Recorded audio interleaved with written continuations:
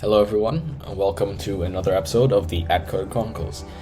We're going to be talking about the 373rd ABC today. I did super well in this contest.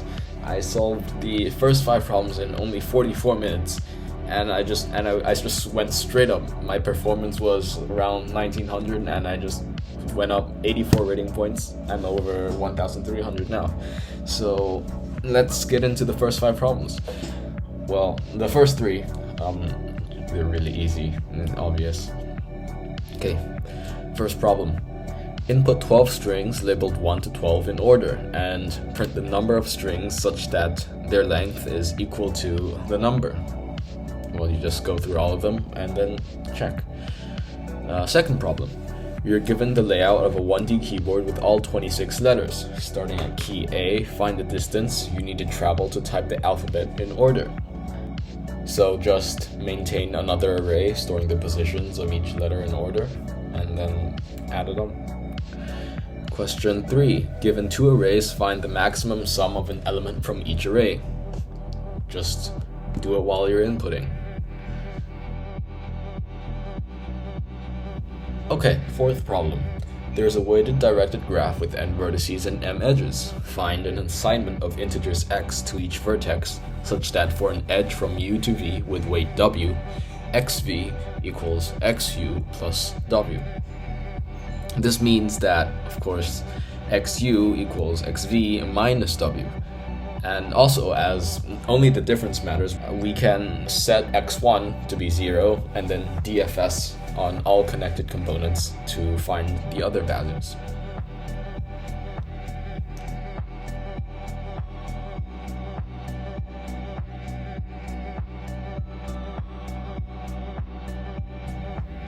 Question 5.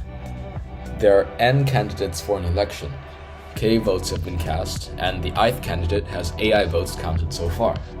If no more than m candidates have more votes than a certain candidate, they will be elected. For each candidate, find the minimum number of votes they need so that no matter how the rest of the votes are distributed, they will be guaranteed to be elected. We see that K can be very large, up to 10 to the 12th in fact, so it makes sense to go for a binary search method to solve this problem. First though, we can deal with 2 special cases to save some of our computation time. So if m is at least n, then all candidates will be elected, so we can just output 0 votes for each candidate. If we give all the votes to a candidate and it's still not enough to be in the top m, which we can check by having another array of the number of votes counted but just sorted, let's call it b, then it's impossible for the candidate to be elected, so output -1. Now the binary search.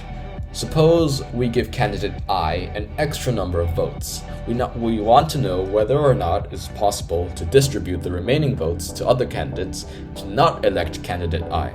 Right? We want to give them enough votes to get candidate I out of the top m. So we need a check function to see if this is possible. How do we write it?